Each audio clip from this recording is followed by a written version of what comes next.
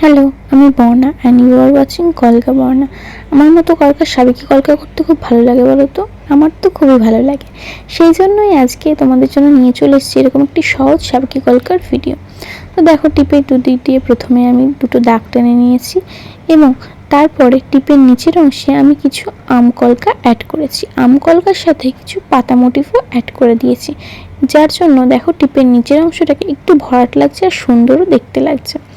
এরপর টিপের পাশ দিয়ে যে আমি লাইন টেনেছিলাম সেই লাইনের সাথে অ্যাড করছি সাবেকি কলকার পাতা।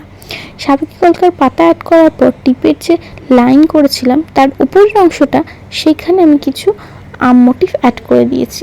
আম মোটিফ অ্যাড করে দেওয়ার পর নিচের দিকে বা গালের উপরে যে অংশটুকু ছিল সেখানে আমি অ্যাড করেছি ডট অ্যাড করে লুকটাকে আমি কমপ্লিট করেছি।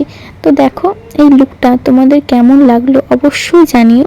আর এরকম আরও ভিডিও দেখার জন্য আমাকে ফলো করতে একদম ভুলো না।